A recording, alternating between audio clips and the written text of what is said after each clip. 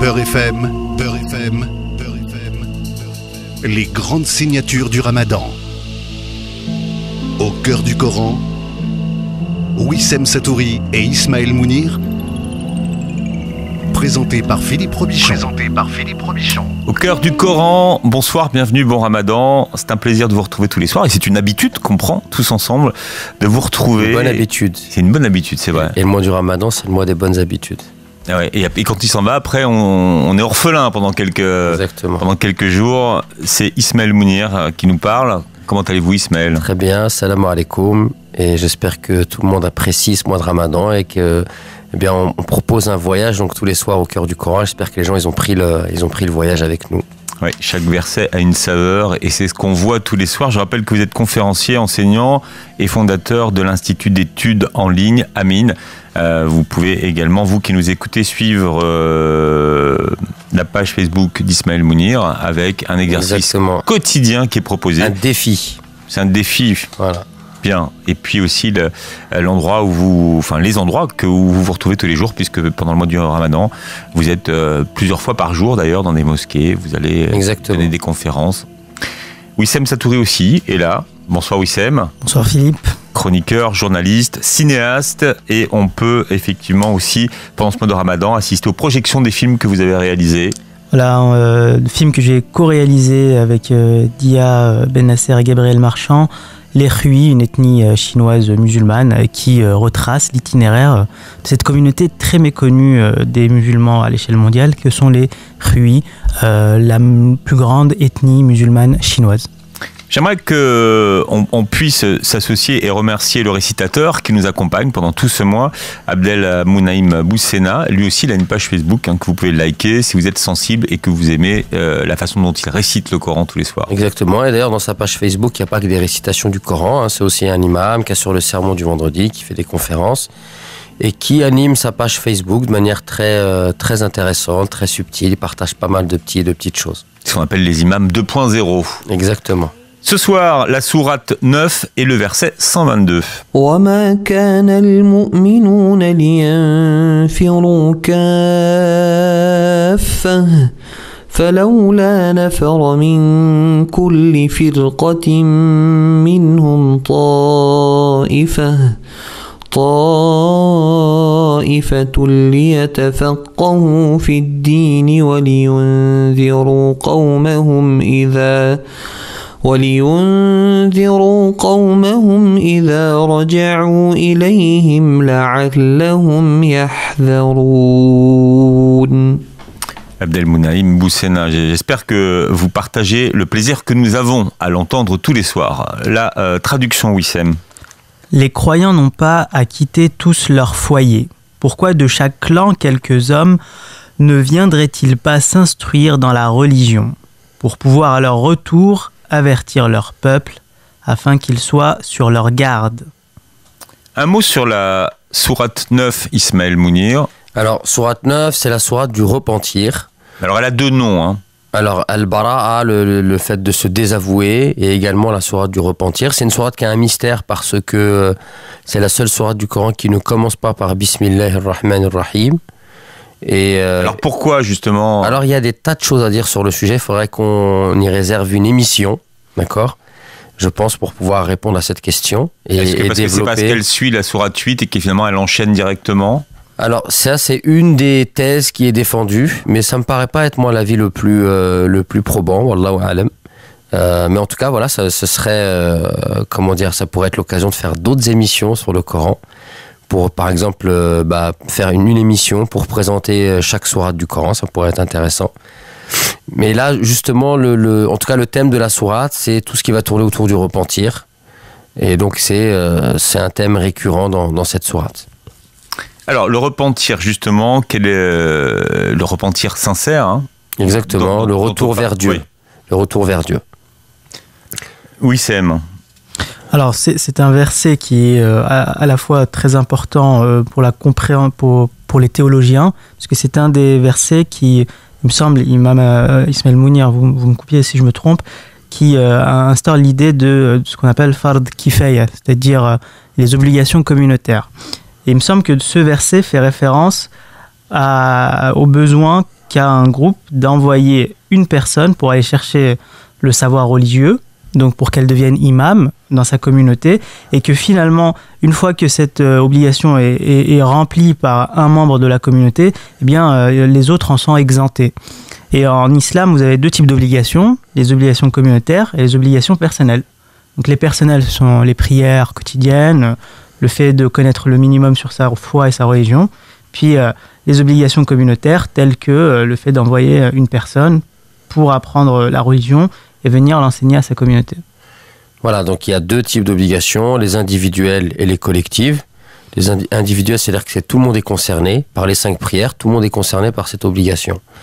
Par contre, l'obligation, par exemple, moi, de faire la distinction entre un hadith faible et un hadith authentique, ça, c'est une obligation collective. À partir du moment où une partie de la communauté s'en occupe, l'autre partie est exemptée. Alors, les raisons qui m'ont amené à parler de ce verset, elles sont multiples. Tout d'abord, on voit à travers ce verset que l'islam nous invite à agir en tant que communauté organisée. Et que l'islam n'est pas une religion où il y a de l'anarchie, c'est-à-dire chacun fait ce qu'il veut, comme il a envie, etc. Et notamment, on voit ici que c'est un besoin communautaire que de sélectionner les gens les plus aptes à recevoir le savoir et même à les financer. Et il y a un savant andalou qui s'appelle Ibn Hazm, qui carrément dans un de ses ouvrages, il dit que si dans une contrée, il y a des musulmans et qu'ils n'ont pas de théologiens, suffisant pour assurer leurs besoins, alors à ce moment-là, ça devient une obligation collective que de mettre de l'argent dans une caisse et que de sélectionner parmi les jeunes les plus doués pour les envoyer faire des études religieuses. Et qu'on n'a pas à importer des savants d'autres contrées. Pourquoi ? Parce que celui qui doit officier chez nous, il doit nous connaître et connaître notre culture. Et on va le voir, ça revient à un autre moment du verset. Et moi, ça me fait penser à une histoire, c'est que aujourd'hui, en fait, on s'aperçoit que les gens s'autoproclament savants, en fait. Ils n'ont aucune prédisposition pour ce travail-là. Il n'a pas été capable d'avoir, ce jeune n'a pas été capable, par exemple, d'avoir son brevet des collèges ou son baccalauréat. Et un jour, à l'âge de 20 ans, il décide qu'il veut être savant. C'est vraiment extrêmement dangereux. Savant en religion. Voilà, il décide qu'il va faire des études, qu'il va devenir savant. Alors c'est pas comme ça que ça se passe, c'est pas vous qui choisissez, c'est la science qui vous choisit.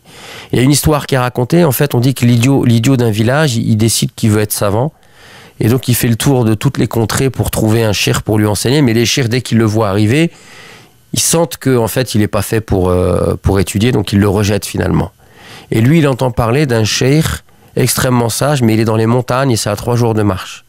Donc il fait ses adieux à tous ses camarades, il leur dit c'est bon, je vais aller auprès du cheikh là-bas, lui il va m'accepter, etc. Donc il fait 3 jours de marche, et quand il arrive, le cheikh des montagnes a tout de suite vu qu'il avait affaire à un jeune idiot, donc il veut pas le prendre, il le refuse. Le jeune insiste, et il le prend par les sentiments, il lui dit écoute, j'ai fait 3 jours, s'il te plaît, crains Allah, accepte-moi. Donc le cheikh lui dit écoute, je veux bien te prendre, mais à une condition, je te pose une devinette, si tu réponds, je te prends, si tu réponds pas, tu t'en vas. Est-ce que tu acceptes le marché ? Et le jeune dit d'accord, j'accepte le marché. Donc le jeune, le cheikh lui dit écoute, c'est simple, tu dois trouver une personne. Cette personne-là, elle et moi, on a le même père et la même mère. C'est pas mon frère, c'est pas ma sœur. Qui est-ce ? Et donc le jeune, il réfléchit, il trouve pas. On peut réfléchir le temps d'une page de pub si vous voulez. Allez-y, réfléchissez. Parce que moi je suis en train de chercher en même temps que le jeune. D'accord. Vous avez trouvé vous, Wissem ? Allez, j'ai une petite idée. Parce que vous êtes trop fort, Wissem. Au cœur du Coran avec Ismaël Mounir et Wissem Satouri. Ismaël Mounir, donc maintenant vous nous posez des devinettes, on va pas s'en sortir, mais heureusement Wissem est très bon en devinettes. Ah oui, on peut reprendre peut-être la devinette pour ceux qui nous rejoignent. Oui, parce que vous avez pas trouvé donc. Alors donc c'est le cheikh des montagnes qui veut refuser un jeune idiot comme élève, et donc il lui soumet un test et lui dit si tu veux que je te prenne comme élève, tu dois résoudre cette énigme, tu dois trouver une personne.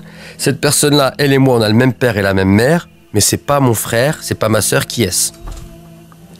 Réponse de Wissem Satouri. Non, n'interrogez pas Wissem. Ouais, parce que c'est peut-être quelque chose de référence à Adam et Ève. Remontons. C'est pas un conte philosophique, c'est pas. Il n'y a pas de Socrate dedans ou d'Aristote. Ah, je suis déçu. C'est vrai. Ah, j'ai cru que c'était. Non, c'est très simple. Donc le cheikh lui dit c'est très simple. Cette personne, c'est moi. Et est-ce que le jeune trouve alors ? Non, le jeune ne trouve pas, donc il est déçu. Il retourne à son village.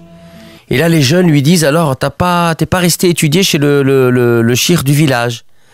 Et il leur répond, non, en fait, il m'a posé une énigme, mais j'ai pas su répondre. Il lui dit, c'est quoi l'énigme? Eh bien, il leur dit, il m'a demandé de trouver une personne. Et cette personne-là, en fait, elle et moi, on a le même père et la même mère. C'est pas mon frère, c'est pas ma sœur qui est. Il lui dit, bah, c'est facile, c'est toi. Il dit, non, c'est pas moi, c'est le shir.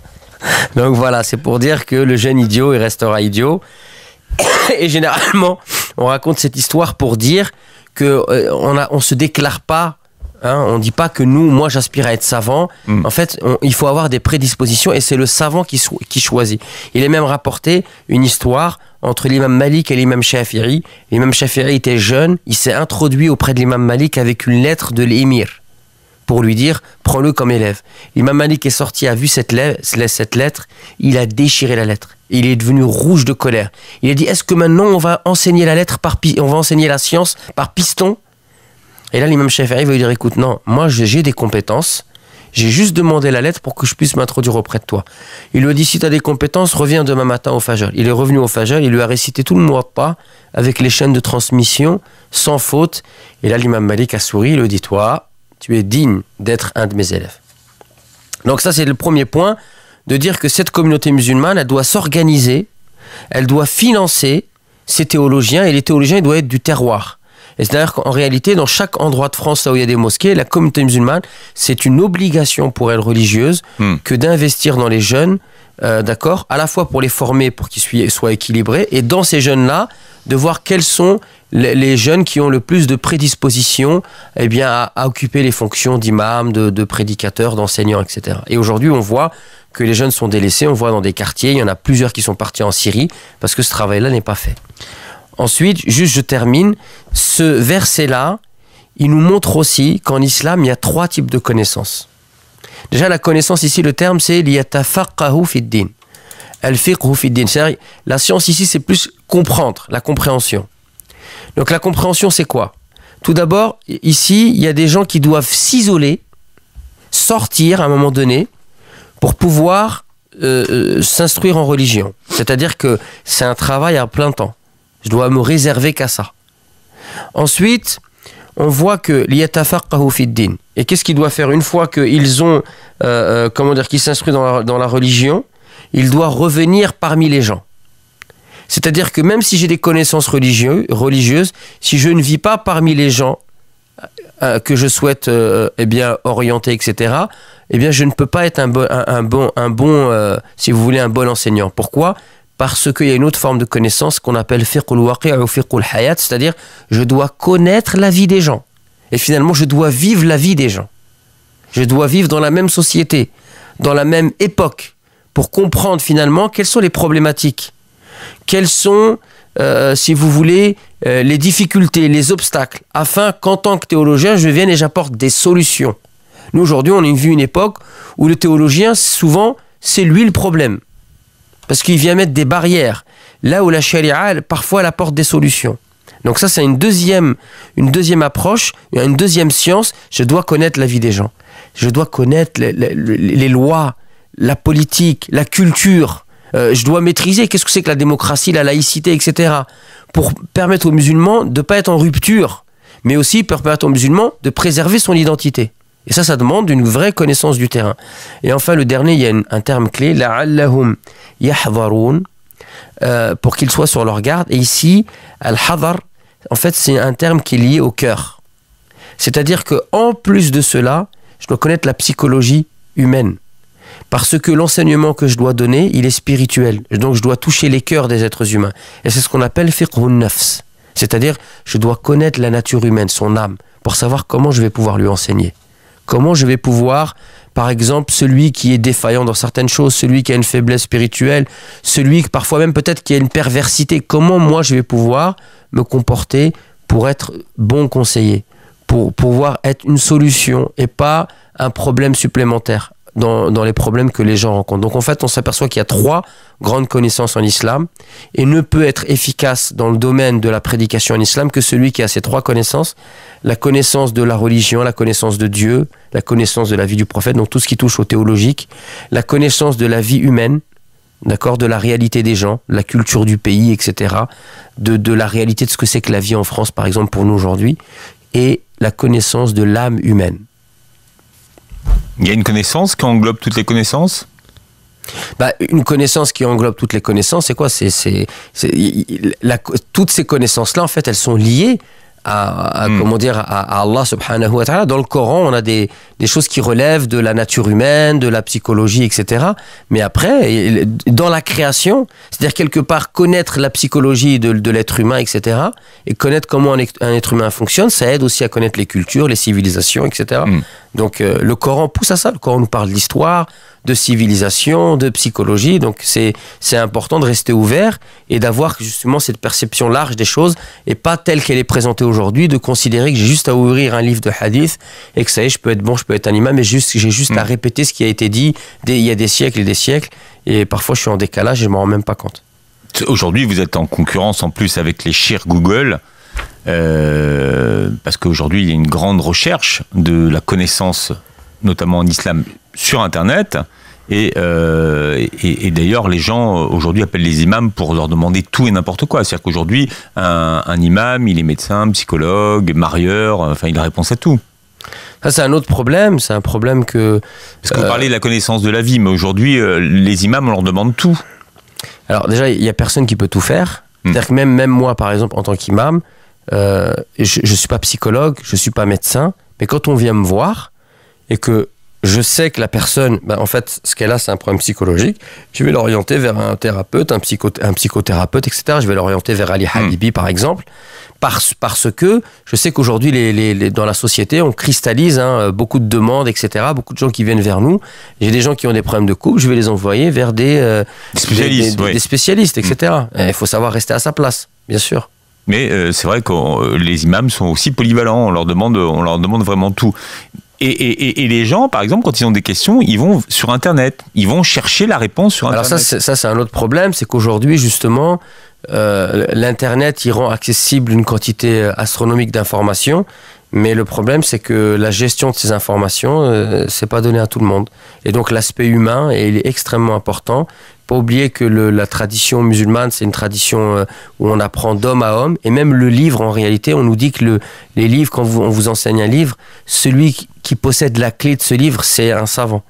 Donc même quand je veux maîtriser un livre, je suis obligé de passer par un enseignant qui va me permettre de maîtriser le livre, parce que si je vais tout seul vers un ouvrage de spécialité, ne maîtrisant pas les terminologies, la complexité, etc., je peux bâtir une compréhension à travers d'un livre qui sera en réalité erronée par rapport à la réalité de ce que le livre peut contenir. Donc l'aspect humain, il est fondamental en islam. Wissem ? Oui, c'est vrai que c'est un verset. Moi, j'aimerais revenir sur ce qu'a dit tout à l'heure l'imam Ismaël Mounir sur l'importance d'envoyer les meilleurs des élèves pour étudier. Et le monde musulman est passé à côté d'un grand rendez-vous au XXIe siècle. C'est la grande débâcle du débat théologique dans le monde musulman, surtout au Maghreb et au Moyen-Orient, où la filière théologique est devenue la filière de secours pour les bacheliers qui n'étaient pris nulle part. Quand on était refusé partout, on était envoyé en théologie. Donc on a envoyé en théologie les élèves les moins bons, et ça a donné une débâcle intellectuelle sur le débat théologique, parce que la plupart des imams qui étaient formés n'avaient ni la vocation pour, ni le niveau pour. C'était pas un choix en fait, c'était pas un choix par défaut. Je prends un exemple que les auditeurs vont très vite assimiler. Le calife Baghdadi a été refusé dans différentes facs scientifiques où il voulait aller, et il est allé par défaut en théologie à la base. Donc voilà, le genre, ça c'est un peu un cas extrême. Faut pas l'appeler le calife. Ouais, enfin, autoproclamé, ouais. Voilà. Et donc cette situation-là du monde musulman, c'est un rendez-vous qui a été raté, et il faut que, surtout en France, on incite les jeunes brillants à s'investir dans ce débat-là, parce que c'est très important. Et on peut dire aussi que parmi les théologiens les plus brillants, très souvent on a des gens qui sont passés d'abord par un cursus, ils ont fait de la médecine, et par passion ils se sont intéressés à la théologie, ils sont devenus d'excellents et de savants de renommée internationale. Voilà ce qu'on pouvait dire sur cette sourate 9, verset 122. Merci de nous avoir prêté vos oreilles, merci d'avoir été avec nous. Bon appétit pour ce soir, bon Ramadan, et à demain. Merci.